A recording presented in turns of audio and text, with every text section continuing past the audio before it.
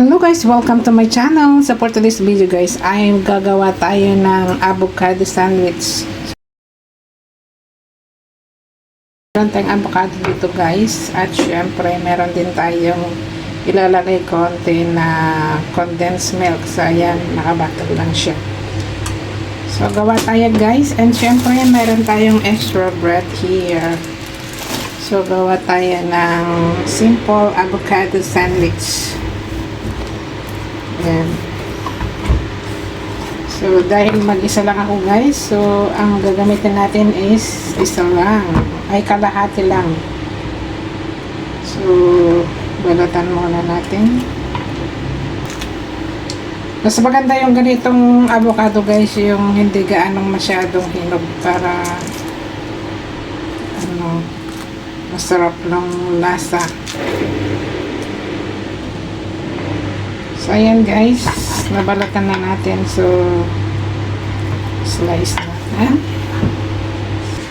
So, slice natin ng maliliit lang.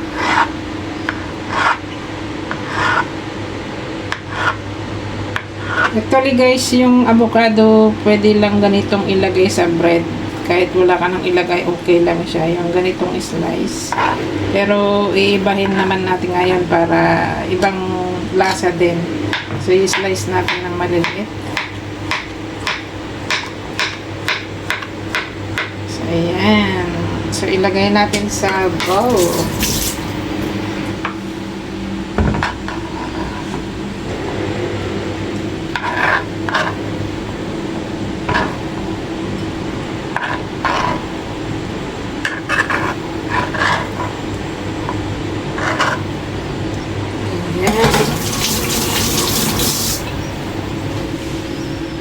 So, ito guys, ang ating avocado.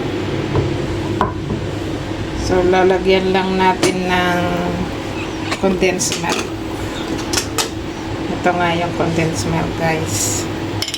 So, isang kutsara lang para may magpapalasa sa avocados. Then, dudurugin natin ganito. So, madali lang tong gawin guys. Pero gusto ko naman yung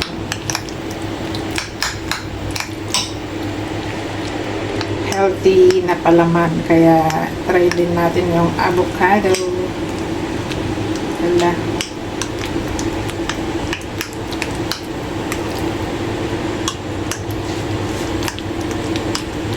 Durugin lang na. Pag gusto nyo ng durog masyado, pwede rin. Pero pag gusto nyo ng hindi gaanong durog, okay lang.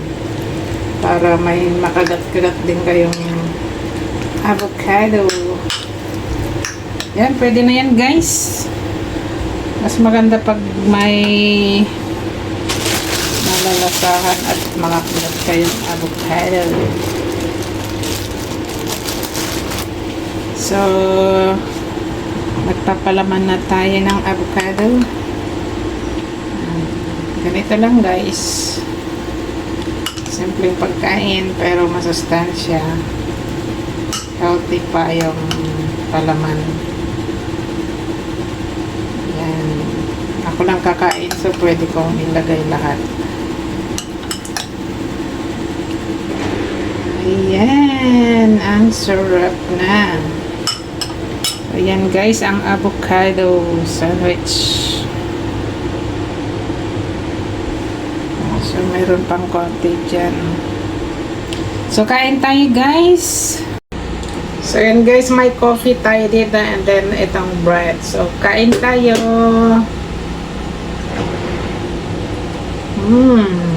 Sarap. Masarap siya guys. Try nyo.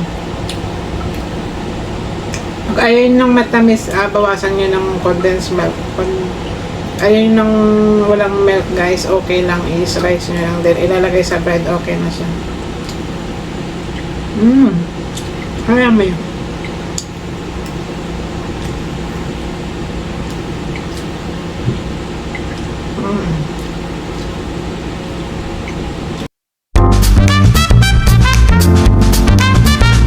So, meron tayong second recipe dito guys, avocado with boiled egg. So yan, may bread tayo. Avocado.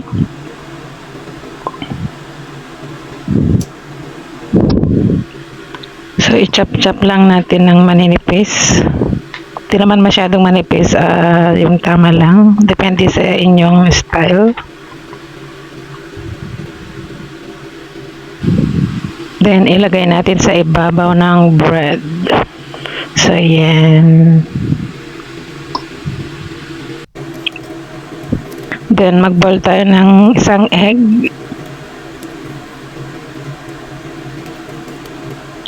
Then saka natin i-chop ng dalawa. So yan guys, so ipaibabaw lang natin to, and then lalagyan natin ng black pepper and a little bit salt. So ayan, let's eat. Pwede nang kainin. May protein ka na. Masustansya pang yung breakfast. So pwede rin to pang lunch pag gusto nyo guys. So yan, very simple.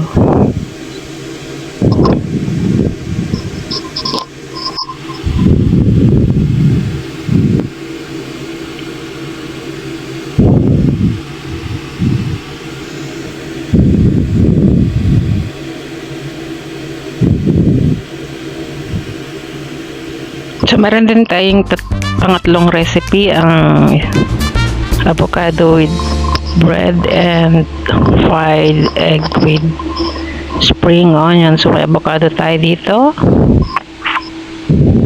and bread, then ipaibabaw lang natin yung one half avocado or 1/4, depende sa laki ng yung bread. So yan guys, so imamas lang natin sa ibabaw.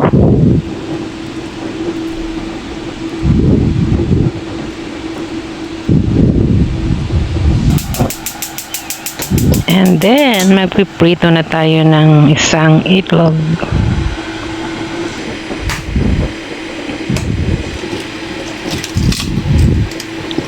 So, yan guys, ilagay na natin. So, ayan, hindi perfect yung yellow. So, nabasag siya. So, okay lang yan guys. And then, lalagyan natin ng spring onion. And then, a little bit salt and black pepper for taste. So para hindi masunog guys, lalagyan natin ng konting water para ma-steam muna siya. So lutuin natin ng 3 minutes, then cover it in low fire. So yan, medyo okay na, perfect yung pagkaluto, hindi masyadong overcook, mas maganda yung malambot. So ayan, so ita-toppings na natin sa ating bread with avocado. Subukan nyo to guys, napaka sarap. Then madali lang siyang gawin. Oops, nalaglag. So ayan guys, napakasarap tignan. Sino nga bang magsasabing lutong bahay lang to? So ayan guys, kain na tayo. Avocado with egg. Ayan, so yummy. Toast bread with avocado and eggs. Ayan guys, thanks for watching. Happy cooking. See you on my next vlog. Bye bye.